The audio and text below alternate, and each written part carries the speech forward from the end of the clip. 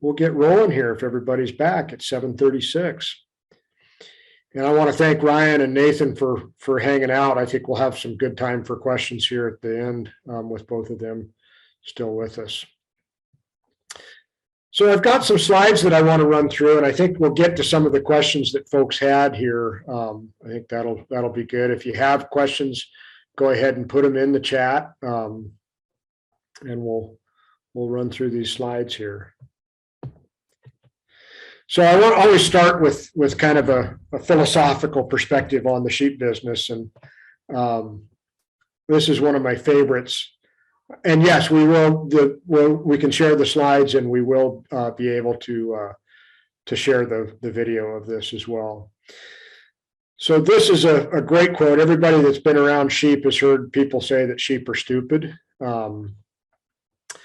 but this is one of Ryan's neighbors down there in Rio Vista. David Hamilton said that to work successfully with sheep, you have to be smarter than they are, and most people fail at that task.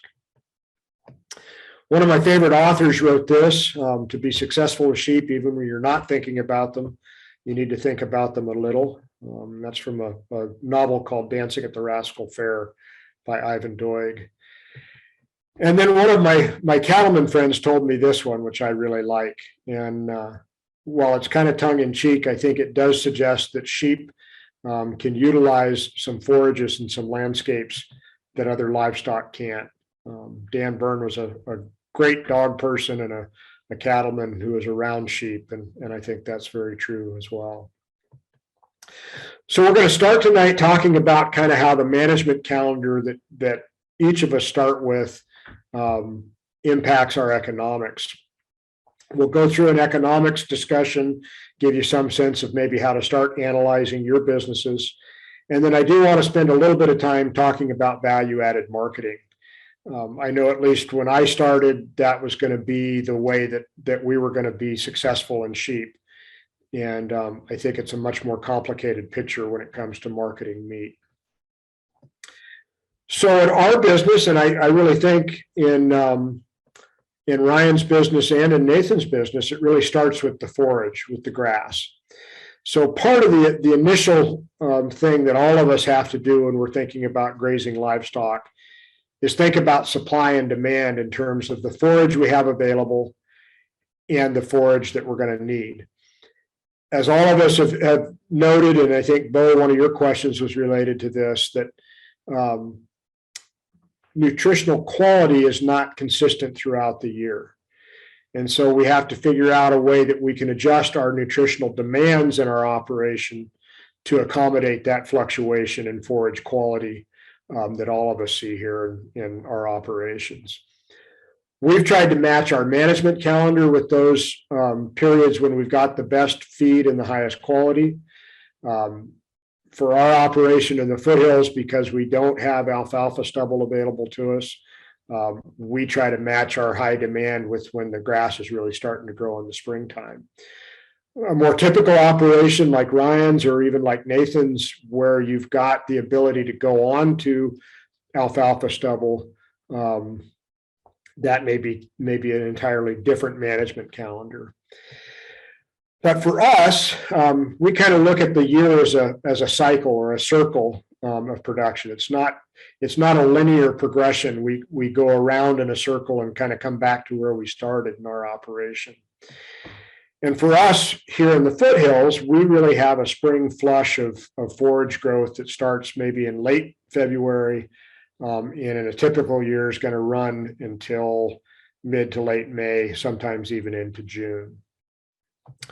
We also have irrigated pasture that we have available to us here in the foothills, and that runs kind of from mid-April through mid-October.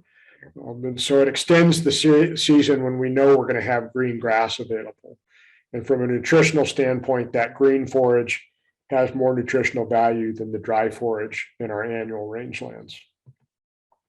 So as a consequence, we want to match the time period when we have the greatest demand for forage, and that's at kind of the last 4 weeks of pregnancy for the ewes and the first 6 to 8 weeks that they're lactating, with the time when we've got the cheapest, highest quality feed growing in our system. And so we've decided that we're going to lamb from about the third week of February, and we're going to try to wrap that up by the end of March. Based on that decision, then we also know that we're going to want to keep the lambs on the ewes until the grass is really dried out and we've been able to make at least one pass over our irrigated pasture. And so we'll wean the lambs usually the third or fourth week of June, as the annual grasslands are drying up and as we've been able to get over the irrigated pasture, which is higher quality.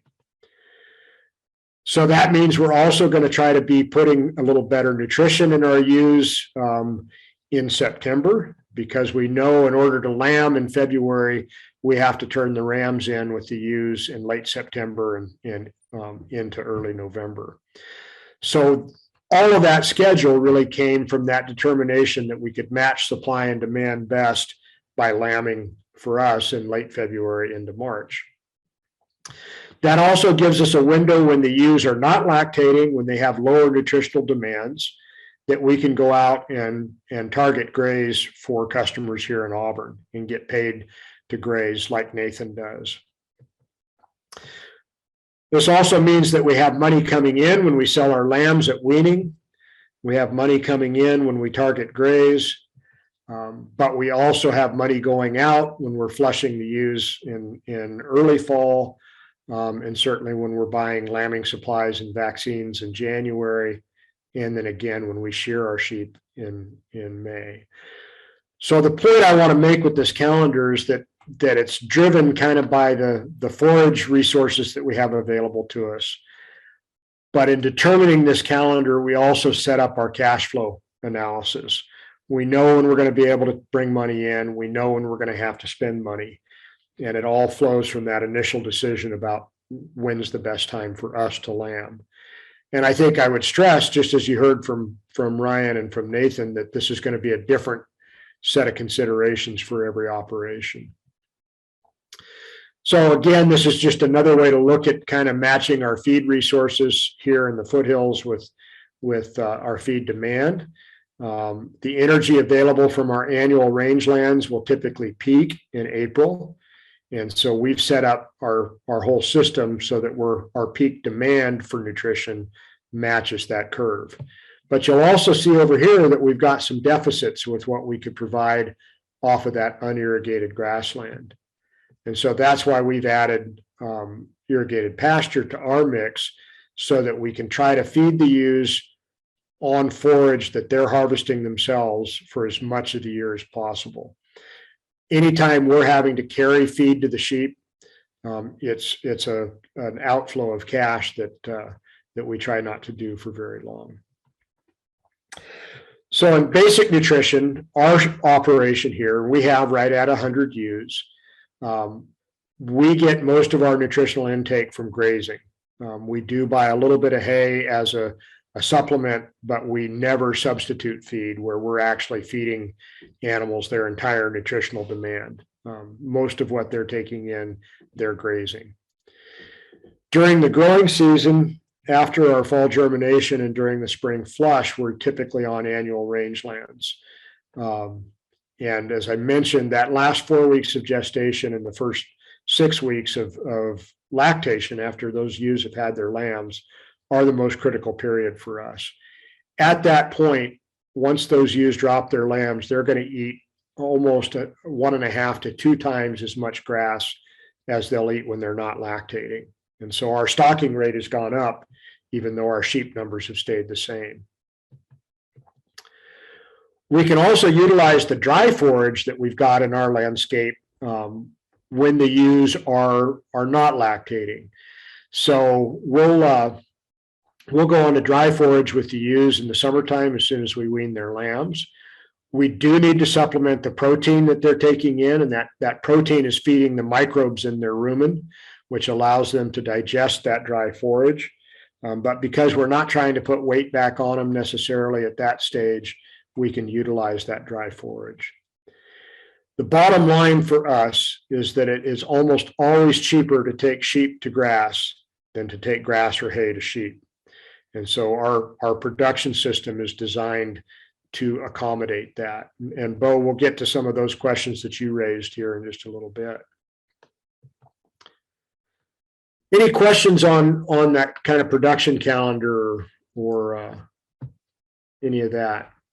Mentioned that our irrigated forage has higher nutritional content than dry land. So that's a great question, Dominic. And we look at, there's a variety of resources out there that can tell you the nutritional content of grasslands or forages at various stages of production. So we know that in the spring flush, our annual rangelands have anywhere from 15 to 20% protein in those green growing forages on annual rangeland. As they dry out and desiccate, by August, that dry forage has about 4% protein, which is below the maintenance requirement for a ewe. Irrigated pasture, because it's green and growing during that summer season, is going to be, in our case, more like 12 to 15% protein. And so we can manage that. We use that to graze lambs on, or we save that forage when we want to put the ewes back on a rising plane of nutrition. And Susan, your question about protein, we've tried lots of different protein supplements. We've used molasses tubs. We've used a soy-based loose protein. And what works best for us from a cost-effective standpoint has become using alfalfa as a protein supplement, not as a forage substitution. And so we can look at, alfalfa is roughly 18% protein. We know that we've got some protein in the dry forage. And so we feed about a pound of hay per head per day in order to get enough protein into the sheep that they'll continue to eat the dry grass. And that's been a pretty cost-effective methodology for us. I can send you some more information on that strategy. All right, so I want to talk a little bit about profit. This question came up with Ryan and Nathan, and I'm going to give you kind of a little more philosophical approach to profit. And this comes from Dave Pratt, who used to run an operation called Ranch Management Consultants. And I think for me, this is a really important statement, that we are in business for a variety of reasons. But profit is like breathing to that business. It's not the sole reason that I raise sheep, or that Ryan has sheep and cows, or that Nathan does targeted grazing. But without profit, those businesses can't move forward and survive. And I think one of the interesting questions on sustainable agriculture is really, what does that mean? We think a lot about sustaining the environment in terms of soil health and plant plant diversity. We think about how we sustain our communities. But really, if these farm businesses aren't economically sustainable, none of those other pillars can stay standing. And I think that's what we're really going to talk about tonight, is hopefully give you some tools to analyze where your business is now and where you might need to go in terms of profitability.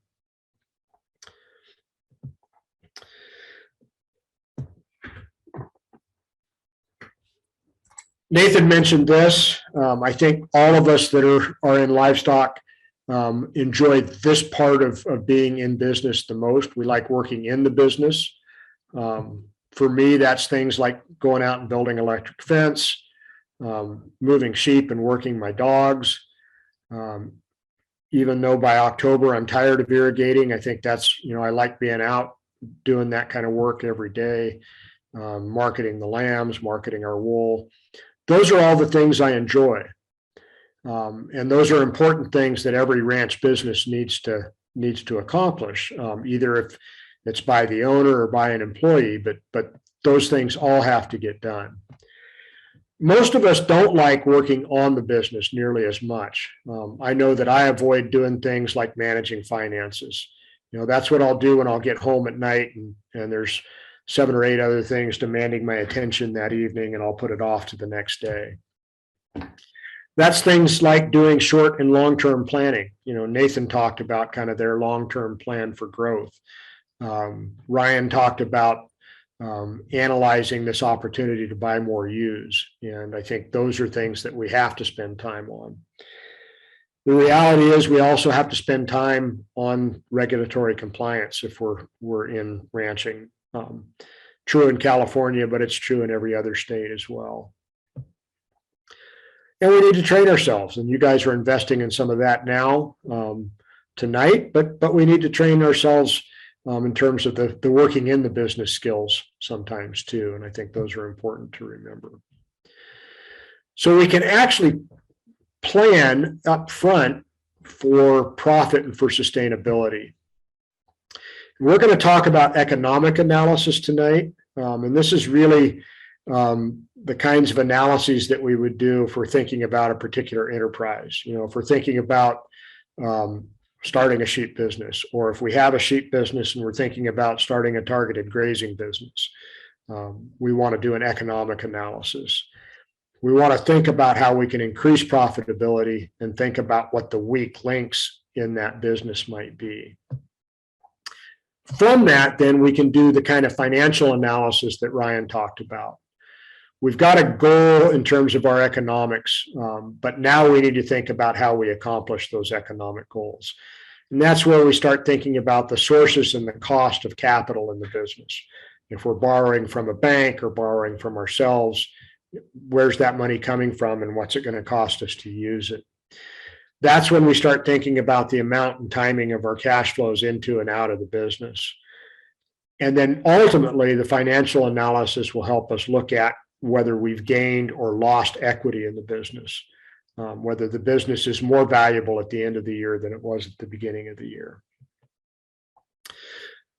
Any questions there before we go on to some terms?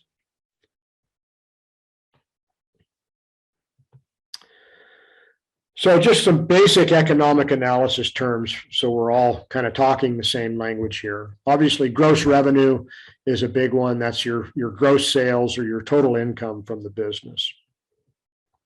That would be sales of livestock, could be sales of meat, could be sales of wool, could be a variety of things. And Susan, we'll get back to that question in just a bit here. It could be, you know, service income like Nathan has talked about. It could be getting paid to provide a service to another landowner. The next thing that we're going to talk about from an economic standpoint is direct costs. And these are costs that vary with the number of units that you produce. And we'll walk through some examples of this in just a second. But a direct cost or a variable cost is directly related to the scale of the operation, whether that's in acres or in number of livestock or however you measure scale. From there, we take what we call a gross margin, and that is just the net that we have left after we've deducted those direct costs. And gross margin is a good measure as to whether that enterprise is appropriately scaled, and it gives us some opportunities to look at some of the weak links in the business if we look at that gross margin number. From there, we look at overhead costs, and our overhead costs are those expenses that don't vary based on the size of the operation. They're relatively fixed. That's a kind of an interesting term in that, you know, the overhead costs for an operation the size of Ryan's are going to be much greater than the overhead costs for my little 100 ewe operation. But there are costs that don't vary based on the units that we produce. And we'll give some examples here in just a second. So the kind of the equation that we're going to work through here is that we'll take that gross revenue number and we'll subtract our direct costs. And then we're also going to subtract an opportunity cost, which is kind of a paper cost that I'll talk about here in a second. And that gives us our gross margin. From that, we deduct our overhead costs and we determine whether we've had profit or loss. Another way that a lot of agricultural businesses term that bottom line is a return to management and labor. But we're going to deduct all those costs and see where we are. Ryan and Nathan both talked about benchmarks, and there's some benchmarks that we can look at here. We want our gross margin to be roughly 70% of our gross revenue. Another way of looking at that is that if we can keep 70 cents out of every dollar the business takes in after we've paid our direct costs and our opportunity costs, that's a good thing. And that most profitable businesses are going to be in that 70% range. We want our overhead costs to be less than 50% of our gross revenue. So for every dollar we take in, we want to spend less than 50 cents on overhead. And simple math tells us that our profit margin and our profit benchmark should be about 20%. A few more terminology things here. Capital expenditures, which Nathan mentioned as he was talking, generally involve exchanging one asset for another. So, we'll pay cash and buy a truck, or we'll pay cash and buy breeding sheep. The accounting definition of this is that they need to be durable. They need to last for more than 2 years, need to probably be relatively expensive. And then they should be depreciable. And in this term of depreciation, we're talking about kind of the cost of using up the asset. It's not really the depreciation that we would put on our taxes. But if I buy a 1-year-old ewe and I pay $300 for her, and I expect that she'll give me 5 sets of lambs, each year I've used up a bit of the value of that asset in the ewe. And that's what we're talking about in terms of depreciation. Some examples of gross revenue that we talked about. I think both speakers talked about these. Direct costs are those costs, again, that vary with the number of animals that we've got. In my business, we look at our supplemental feed. If we have 1 ewe, we're going to have to buy 1 set of supplemental feed for the year. If we have 100, we're going to have to buy 100 times that. That would include vet costs, vaccines, medications, those types of things, ear tags. Shearing is a big direct cost for us. And then marketing costs if you're paying commission when you're selling an animal. Examples of overheads are those fixed costs. Typically for a livestock business are going to be land and labor. And so in our business, we pay some rent for the land that we graze in the summertime. We pay for irrigation water. We pay our own labor out of that. We count that as an overhead. But then we also count using our guard dogs and our herding dogs, which is a labor savings, as an overhead cost. If you're using horses in your business, that could be overhead. Repairing equipment and maintaining equipment is part of that. And then depreciation of any of those assets would be an overhead cost. Some examples of capital expenses might be fencing or an irrigation system, dogs, computers, ATVs, all of those things which are more expensive and are more durable would be capital expenses. Now, an opportunity cost is really a way to hold ourselves to a bit more conservative set of projections. At the beginning of every year, I could choose to take the $4,000 or so that I spend in direct costs to run my sheep for the year and invest that in something else. And the income off of that investment is an opportunity cost. It's the income that I give up by not making that alternative investment. And I'll walk through this in the example that we're going to go through here in just a second. So all of that definition work inside, we're all as a group going to go into the sheep business together now. And this little graph is our ranching operation. We've got dollars on this axis, and we've got the number of lambs that we're selling on the bottom axis. But we have some constraints, okay? Because we're all busy, we're all doing other things.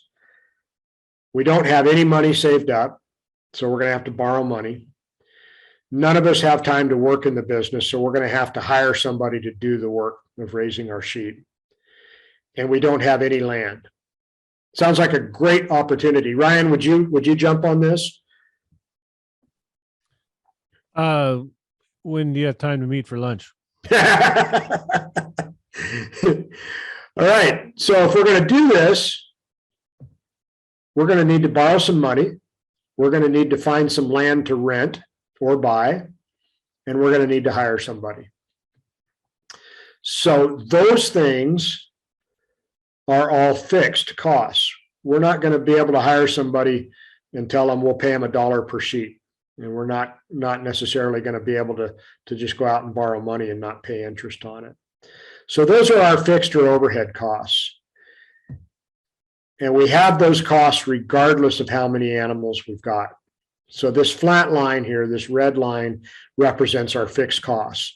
No matter how many lambs we've sold, we're going to have to pay somebody's salary, we're going to have to pay for the land, and we're going to have to pay for the money that we borrowed. Okay.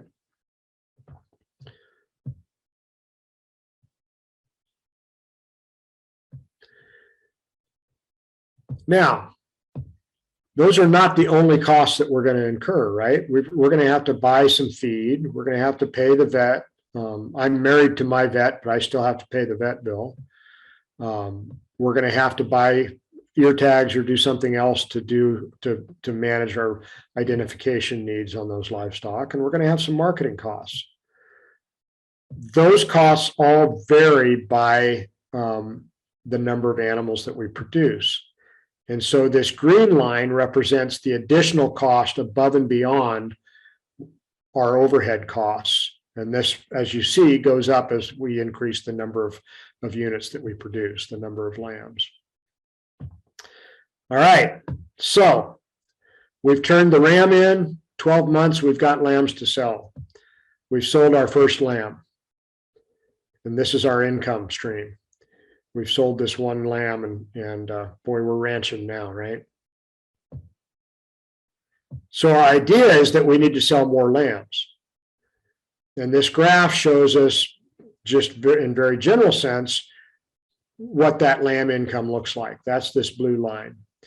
We can tell a couple of things from this graph. We can tell where we've generated enough income to break even. And break even is not a place we want to stay very long. It doesn't represent any growth in equity, but at least we're covering all of our costs of production, right? What's this red zone here, where our revenue is below our cost? There's a reason that it's red there. That represents loss. We really like this side of the graph because that represents profit. And I know this is a really simplistic way to look at it, but there's some value in looking at your business along these lines because it allows us to troubleshoot the business. So there are 3 ways that we can improve profitability based on this analysis. The first thing we can do is reduce overhead. What are some ways that you can reduce your overhead? Any thoughts there? And if you want to unmute and share some ideas on how you might reduce overhead, go ahead.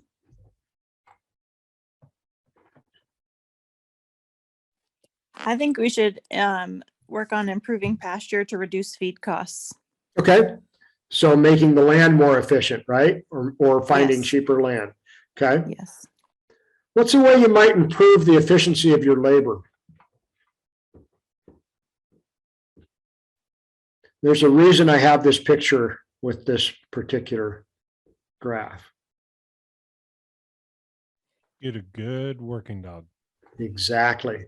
So a little story on myself. When we first started in the sheep business, we had about 50 ewes. And we had occasion where we needed to move them about a half a mile up the road. I had no dogs. And that little simple move took 5 of us to walk those sheep a half mile up the road, and probably took better than an hour. With a good dog, that can be done with one person. And so there's a variety of ways to think about where we make our labor more efficient. So the second thing that so if we reduce that overhead at the same level of production, we actually generate some profit. So that's one of the things we can do. The next thing we can do is look at how we can improve the gross margin per unit, which is the gross margin divided by the number of head or acres. What goes into gross margin? Does anybody remember that?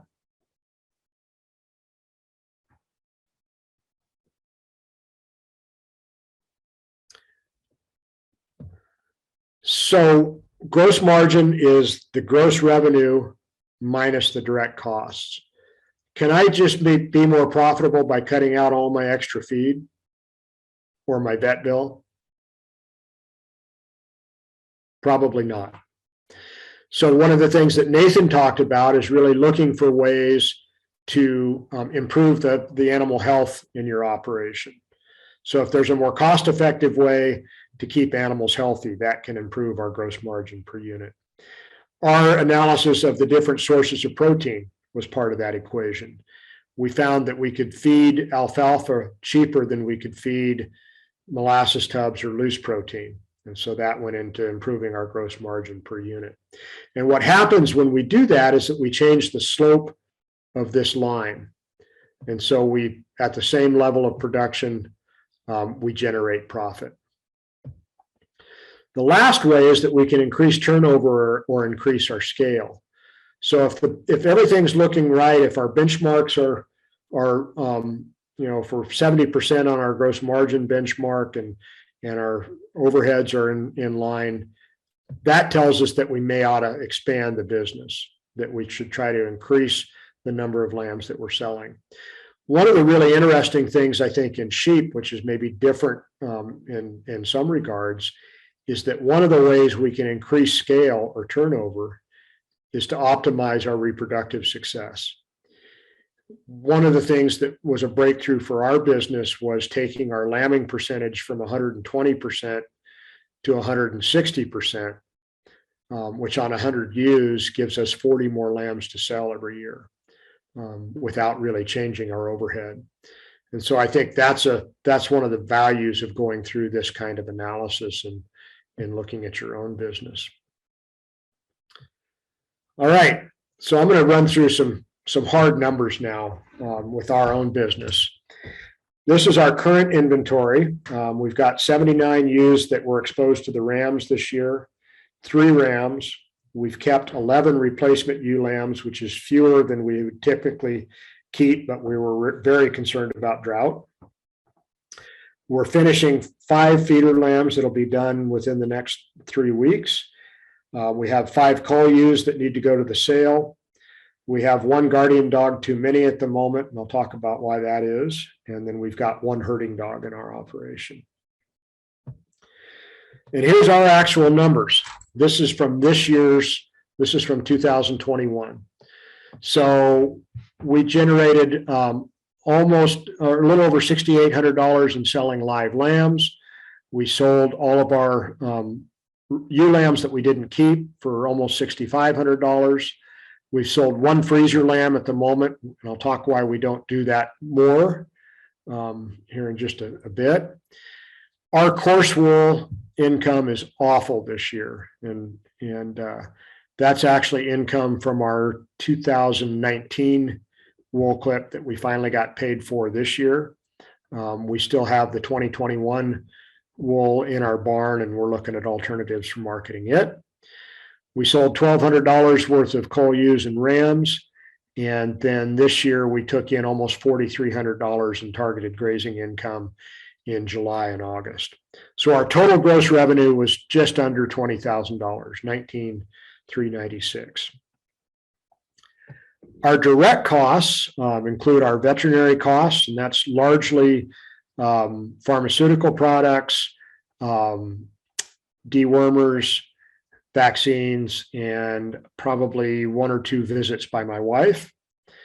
Cost us $525 to get the sheep shorn this year, and that's everything from the shearing cost to buying the sacks to buying the crew lunch when they came to help us. We spent $180 getting that 1 freezer lamb processed. we'll end up spending just about $2,100 on supplemental feed. And a lot of that this year for us is because we fed some lambs out as an experiment. We've paid $169 in marketing costs. That's commissions at the sale. And then we could have taken that $4,000 in direct expenses and invested it somewhere else and achieved a 5% return. And so I'm going to bill myself $200 for the lost opportunity of investing that $4,000 in expenses somewhere else. All of that means that our gross margin this year was just over $15,000. And our benchmark was achieved. That's about 78 cents on the dollar that we were able to keep after spending our direct costs. So carrying that gross margin over here, this is our overhead. We paid about $3,200, almost $3,300 in pasture rent and irrigation water. We pay dues to the California Wool Growers Association and to our local sub-watershed group to prove that we're not polluting the water when we irrigate. We had just under $1,000 in supplies, which would be things like marking paint or irrigation supplies, sprinklers, that sort of thing. About $600 for the 3 dogs plus the border collie, and then a little bit of transportation cost that was charged to the business. So our overheads were about 28% of our gross revenue, just under $5,500. And so the return to our management and labor in our business this year, or what most businesses would call profit, is about $9,700. And it's a very part-time business. It may not pay me minimum wage, but it is a part-time business, and it allows us to do some other things with the sheep that we couldn't do otherwise. We'll get to some of these questions here.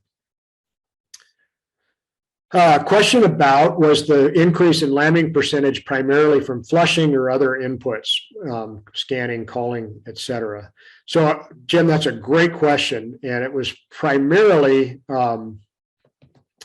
due to improving our ability to flush the ewes just prior to breeding. Our flushing system is starts when we take the ewes to that lower nutrition dry feed in July and August. We bring them back September 1st and put them on irrigated pasture, which is higher nutrition. And then about the middle of September, we start feeding a concentrate, a grain source. And that flushing, Bo, is the act of putting a ewe on a rising plane of nutrition to increase her ovulation. So in increasing her nutritional intake from a very low level in the midsummer to a rising plane through the month of September, we can increase her ovulation. We can also synchronize the cycling of the ewes so they all get bred at a shorter time frame. And that means we went from about 120% lamb crop, or 1.2 lambs per ewe, to 160% lamb crop. There is some added direct expense in doing that, but we've analyzed the return on that added expense, and it's worth doing in our operation. And Jim, yeah, we do. One of the criteria for keeping a ewe lamb, we do some analysis of the ewes for their maternal behavior, which is related to the amount of labor that we have to spend at lambing. But then we also keep only ewe lambs that are multiple births. We don't keep any ewe lambs that were born as singles. Good questions. All right, so that's kind of a run through of how we would look at the business. We feel like our business is pretty sound at the moment. We're happy with the return to management and labor. If we had more forage resources, we would consider growing the business. We would consider getting more sheep, because I think we're structured at the moment where we've got our costs under control.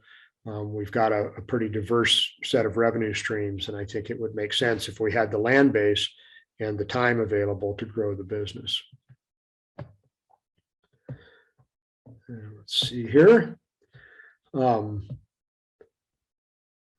Tips on record keeping. Yeah, we'll get to that in just a second. We'll come back to that. So this is kind of a look at where prices are right now, and kind of what a focus on that reproductive success can do for you. And again, this is an area where we'd want to look at the gross margin per animal. We could spend all kinds of money and get a 200% lamb crop and not be as profitable as we are spending what we do on feed and getting 160% lamb crop. But if we can increase our conception rate, get more used bred, and then increase the number of lambs that we raise to weaning and get to sell by just 10%, it has a pretty significant increase in the revenue that each ewe will generate.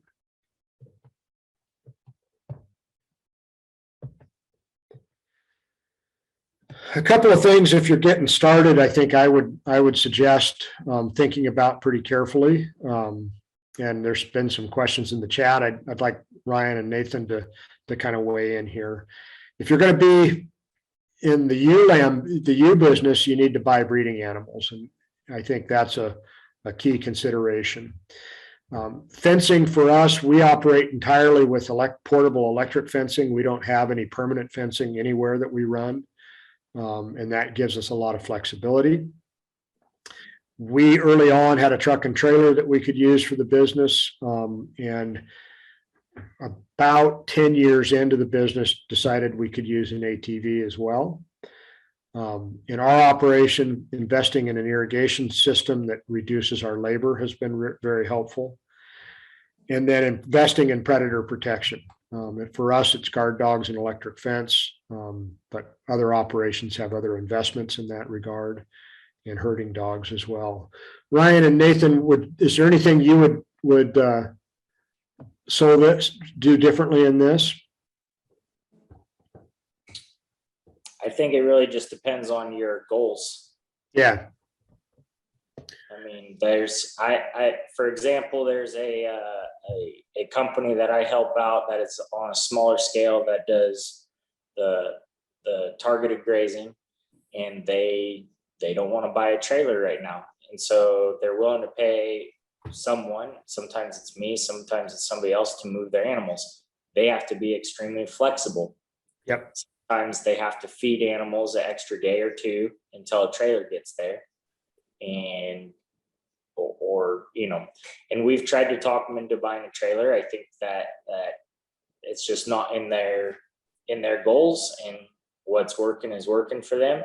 I know one scenario this year, they got caught in a place where there was a wildfire, and they had to get the animals out, and they did, but it was kind of chaotic trying to find a trailer that was close. So I wouldn't recommend it necessarily, but that's, you can start off pretty small, but it really just depends on what your goals are, what you need. Well, and I would use another comparison. Nathan, you talked about buying some really high quality corrals, and our business, we have built portable corrals that we can set up wherever we need to. We've invested in trying to become better stock people, so that we can use those kind of slap together corrals as efficiently as possible. And I think every business has a different set of parameters that they consider those things on. Ryan, anything that you'd add or do differently on that list? I think you guys are spot on when you say you got to build it with goals in mind. Yeah. You guys are talking about trucks and trailers. We certainly use our truck and trailers, the goosenecks, quite a bit, but we run a lot of livestock, and we choose not to have big trucks, no semis, no anything like that. We hire a lot of them. We spend a ton of money on them every year, but we find it more advantageous because of insurance and all sorts of other reasons to not do it. So I think the main thing is spend money on things that are going to earn their way back. Yeah. And then if you're going to spend money on something like an office improvement, you got to make sure you have the capital to do it, right? That will never pay you back right up front or directly. It's always going to be very indirect and very loose. So you got to make sure you have a lot more capital to put towards that capital cost. But if you buy a ewe, that ewe is going to pay you back. And so it's a production that's returning. If you're doing custom grazing, that electric fence is paying you back. That trailer is paying you back because that's what you need to get those animals in those areas. So just be very cautious of that, but build it to your needs, because what I need is totally different than what my neighbor next door to me in the same exact area needs. So it's really kind of a relative list. But I think you got a great start for just basics, simple starting. The only thing I'd probably take off of there is you don't necessarily need an irrigation system unless Sure. you need irrigation. Right. So, just if you wanted to strip that down even more to an even smaller scale, that might be one you might want to pull off of. But yeah. No, I think that's a good point. And I know we're getting close on time here. I want to power through this value added example really quick so we can get to everybody's questions. So adding value means you convert something from its raw form into a product that's usable and add value to it. I think we forget the second part of that equation in many cases. So really, and Ryan mentioned this in kind of separating the divisions in his business. If you're going to sell meat, you're actually considering two separate businesses. And to look at the economics, you need to think about the livestock business separately from the meat business. So walk through an example, and this is using values right now. Here in Auburn, I could take 125-pound lamb to Superior. What would that lamb be worth if they bought a lamb from you right now, Ryan? You could sell a 150-pound lamb to Superior Farms for $2.25 to 30 cents pretty easily. Okay. Per So pound. let's say I've got 225-pound lambs and I'm going to sell the meat. And I think I can get, I know that those 125-pound lambs are going to yield roughly a 62-pound carcass, and I'm going to get 37.5 pounds of meat. And I think I can sell that retail product for $14 a pound. So I sell those two lambs, and by golly, I put $1,050 in my pocket. But the meat business needs to buy that live animal from the livestock business. I could just go to Superior right now with those two lambs and get $612.50, have a check in my pocket and be done with it. But instead, I've decided I want to do meat, so it's going to cost me $180 a piece to get USDA processing so I can sell the meat. And then I could have taken that opportunity cost and invested it somewhere else. So my gross margin on selling those two lambs as meat is $13. Then I got a trip to Superior with the lambs in the trailer. And for me from Auburn, that's 130 miles round trip. And then I got to go back at the end of the week and pick up the product. And I'm going to figure I'm going to sell those two lambs on my way back home that I've already got customers lined up. But based on those costs, I've just lost $65 a head. I still paid myself for producing a live lamb, but I didn't add any value to those live lambs. Okay. So maybe I need to scale it up. Maybe I need to do a full load of lambs every time I go down to get that done, 25 at a time. The income goes up, but so does the direct cost. And we do have a positive gross margin in this case. I can transport all of those animals as live animals and as product in one trip each. So my transportation cost doesn't change. Unless I'm really efficient, I may have to store a couple of those lambs for a little bit, and I'm going to have to do a little more marketing to sell that many at a time. But I did turn a profit, $65 on that 25 lambs of profit above and beyond what I would have made just selling those live lambs. So I made $2.61 a head more than I would have selling those live lambs to Superior. So we spent almost $4,800 in this case to generate an extra $2.61 per head. Now, if the price of lamb was lower, if the live weight price was lower, that would be a different set of considerations. But I think it's really important to go through this kind of analysis if you're thinking about doing meat or any other kind of value-added product to see if it's actually adding value.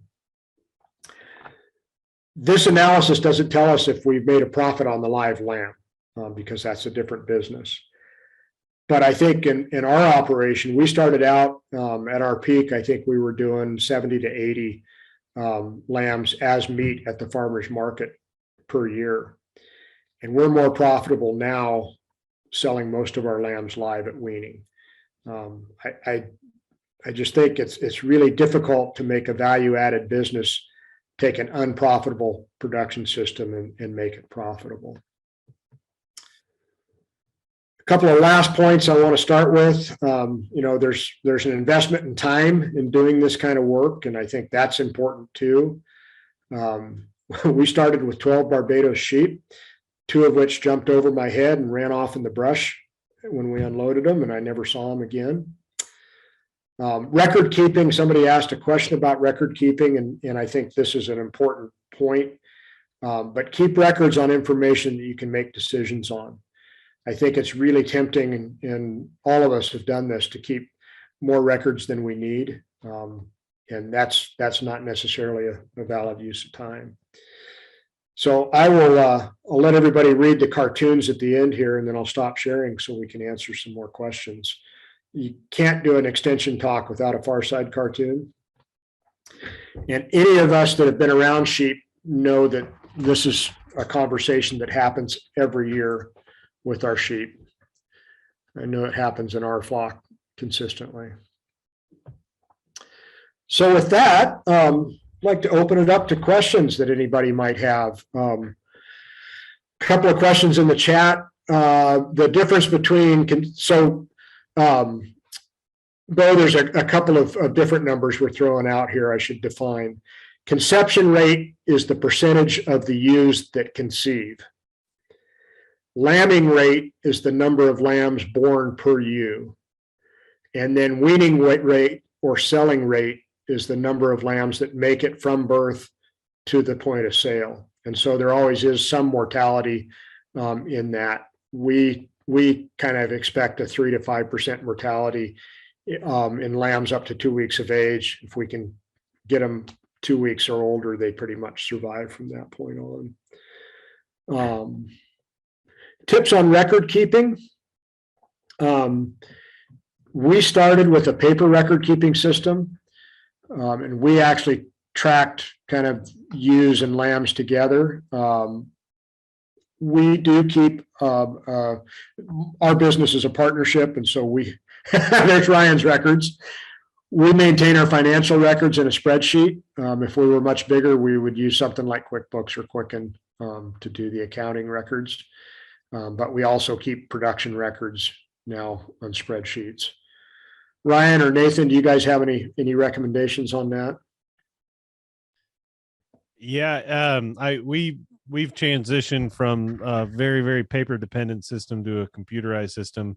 It's been a hard transition for me because I started paper and those yellow pads. Literally, I'm going through my old files right now on my desk, and those are my old notepads from the last, 10 years. But the most important thing is do something you understand and can explain to a banker, your wife, husband, or the IRS agent. So you have to be able to explain the books to an accountant, or but do something you understand. That's by far the most important thing. And I would add inventories of animals, no matter how you keep them, are important for drought programs, for your banker, for the IRS, for a whole host of reasons. Nathan, how about you? Caitlin takes care of all that on a spreadsheet, and we've tried different programs on the iPad or on the computer, and we're still searching for something. I think she just actually bought another one, so she's trying it out, and we'll see where it goes. But it's important too, as you scale, you can buy a computer system that works for you, and then you go to buy the EID tag or something, reader, and maybe they're not compatible. And so you'll be changing constantly, but if you can, and you think you're going to be going in one direction, you can try to maybe look for those different things that they'll work together, with your computer. So you can always have that in the back of your head when you're working towards a goal like that. We still do paperwork, mainly lambing information is all on paper still. We have not transitioned to EID tags, which is a goal of ours, but we're doing our research still and listening to what is going wrong or what is going right with other people's systems. And I think Nathan raises a really good point about division of labor. So as I mentioned, our operation is a partnership. My partner does the grazing planning and a lot of the sheep movement during the week. I manage the books, I do all the record keeping, and I am responsible for lambing. And so having the right people on the bus, but having the people in the right seats on the bus is important as well. So let's see, we've got another question. You're going to talk about the number of dogs. Yeah. So this is the classic extension answer. The right number of dogs depends on the situation.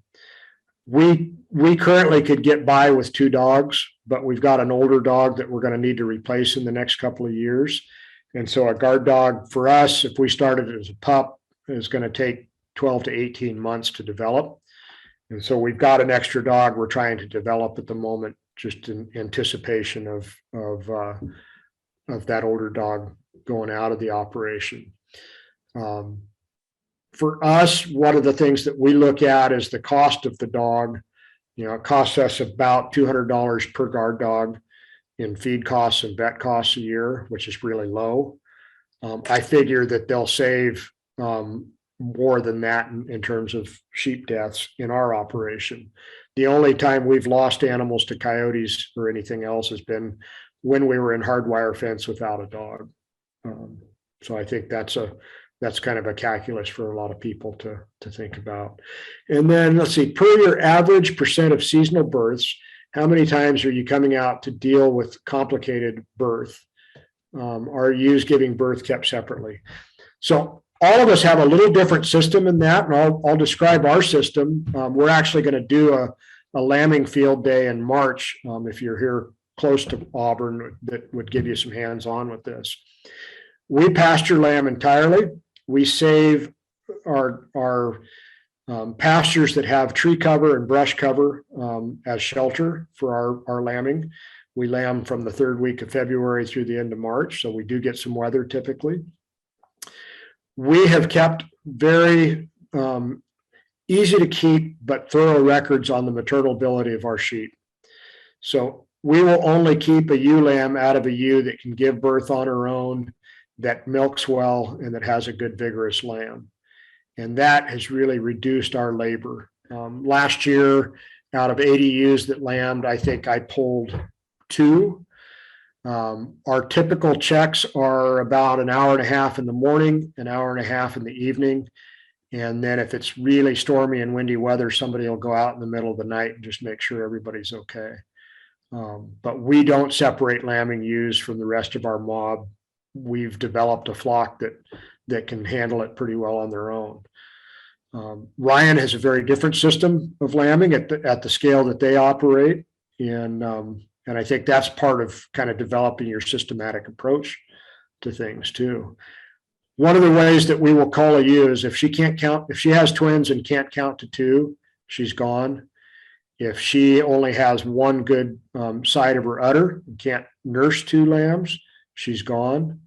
And if she's consistently stealing another ewe's lambs, we'll sell her at the end of the year. So I think in our operation, because of our labor availability, we've really had to focus on being as efficient as we can and having sheep that can do that largely on their own. Anything you guys would add to that?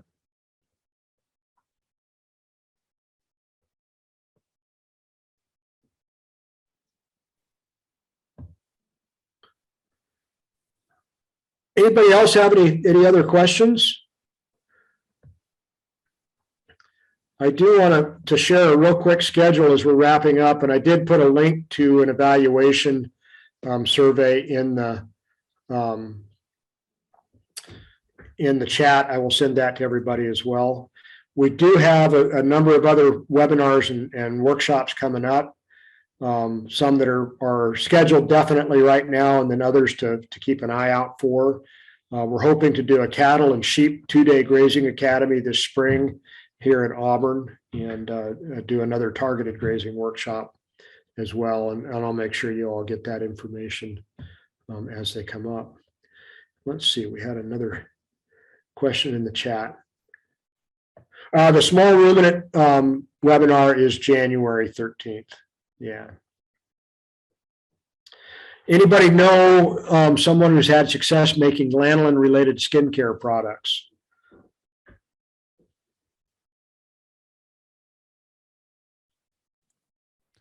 I know a guy, but they did it out of New Zealand. I think they extracted it and condensed it into some different skincare products. The makeup industry is pretty competitive and synthetics are so cheap. It's pretty difficult to play in that marketplace, but I think on a small scale, there's certainly value there. There's certainly some examples of kind of value added non-grade A milk products too, soap in particular, sheep's milk or goat's milk soap. But again, I think, evaluate that business as a standalone business as well. I think, Dan, just to add to that, and we've talked on our podcast a bit, but I think it's really important when you look at added value to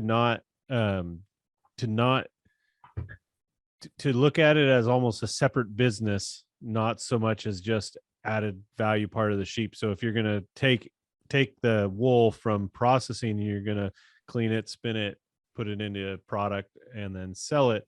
That function carries a large expense and demands profitability, just like your operation. And a lot of people, when they're looking at direct market type things, they cut out all the middlemen, but then they're working for nothing because they're ended up subsidizing. They're subsidizing that yarn with the value of their sheep rather than with all the labor and the extra processing and stuff goes into it. So it's really important to kind of look at those added value products as almost a separate entity. Because volume plays into it, and if you have the time, do it. But it's just really important to have that in your mind when you're pursuing that. We tried pasture poultry one year as another enterprise and selling chicken at the farmer's market. And what I realized is that I didn't process birds frequently enough to be really efficient at it. And so it took me about 5 times longer than somebody that knew what they were doing. And not only that, I decided I didn't like raising that many chickens all at once. Nathan, were you going to add something?